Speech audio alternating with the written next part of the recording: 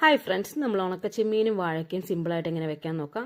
അര സവോള, 2 വെളുത്തുള്ളി, അതുപോലെ 5 കാന്താരി, 2 മീഡിയം സൈസ് വാഴയ്ക്ക, പിന്നെ അതുപോലെ അര കപ്പ് തേങ്ങ ജീരകമൊക്കെ ചേർത്ത് അരച്ചത് നമ്മൾ മൺചട്ടിയിലേക്ക് നമ്മൾ അരിഞ്ഞു വെച്ചിരിക്കുന്ന വാഴയ്ക്ക ചേർത്ത് കൊടുക്കുകയാണ്. അതിലേക്ക് നമ്മൾ പൊടികളായിട്ട് മഞ്ഞൾപ്പൊടിയും മുളക് പൊടിയാണ് മാത്രമാണ് ചേർക്കുന്നത് കേട്ടോ.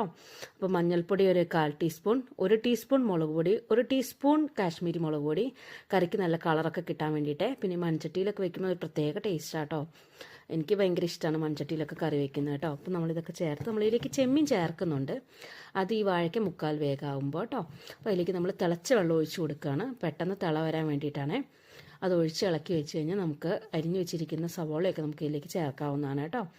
അപ്പോൾ അരിഞ്ഞു വെച്ചിരിക്കുന്ന സവോളയും വെളുത്തുള്ളിയും കാന്താരിയും പച്ചമുളകും ഉപ്പും ഒക്കെ ചേർത്ത് നമ്മൾ നന്നായി ഇളക്കി മൂടി വേവിക്കും കേട്ടോ. അതിൻ്റെ 1/4 വേഗമാകുമ്പോൾ നമ്മളിതിലേക്ക് നേരത്തെ പറഞ്ഞ ചെമ്മീൻ ചേർക്കണം. ചെമ്മീൻ എങ്ങനെയാണെന്ന് വെച്ചാൽ ഞാൻ കഴുകി വാരി അതും ജസ്റ്റ് ഒന്ന് വറുത്ത് വെച്ചിട്ടുണ്ട്.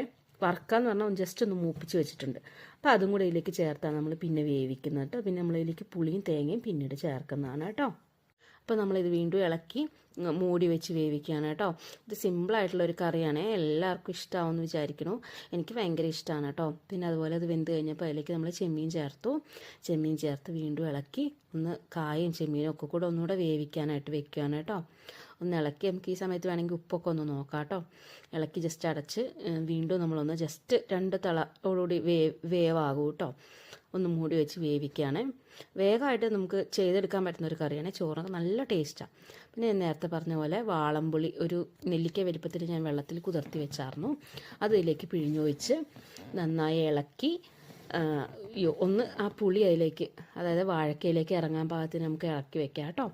ഇളക്കി ചേർത്ത് കഴിഞ്ഞ് കഴിഞ്ഞാൽ നമുക്ക് ഇപ്പോൾ വെള്ളം ചേർക്കണമെന്നില്ല. പിന്നെ നമ്മൾ തേങ്ങയുടെ അരപ്പ് ചേർക്കുമ്പോൾ തേങ്ങയുടെ അരപ്പ് ചേർക്കുമ്പം അതിനനുസരിച്ച് പാകത്തിന് വെള്ളം ചേർത്താൽ മതി കേട്ടോ. തേങ്ങയുടെ അരപ്പ് ചേർത്തു. നമ്മൾ കടുക് പൊട്ടിക്കാനായിട്ട് ഒരു ചട്ടിയിൽ എണ്ണ ഒഴിച്ചു. അതിലേക്ക് ഉലുവയും കടുകും വെളുത്തുള്ളി ഒരല്ലിയും അതുപോലെ കുറച്ച് ചെറിയുള്ളിയും വറ്റൽമുളകും കൂടെ ചേർത്ത് കടുക് പൊട്ടിച്ച് അതിലേക്ക് ചേർക്കും. അതോടുകൂടി നമ്മുടെ കറി റെഡിയാവും കേട്ടോ. ചോറിനൊക്കെ നല്ല ടേസ്റ്റാണ്. നാടൻ വിഭവങ്ങൾ ഇഷ്ടപ്പെടുന്നവർക്ക് നന്നായിട്ട് ഇഷ്ടപ്പെടും കേട്ടോ. എല്ലാവരും ഒന്ന് ട്രൈ ചെയ്തിട്ട് ടേസ്റ്റ് ഉണ്ടെങ്കിൽ നല്ല ഫീഡ്ബാക്ക് അറിയിക്കണേ. അറിയാത്തവർക്ക് വേണ്ടിയാണ് കേട്ടോ. ഞാൻ ഒരുപാട് പേര് ചെയ്യുന്നുണ്ടായിരിക്കും.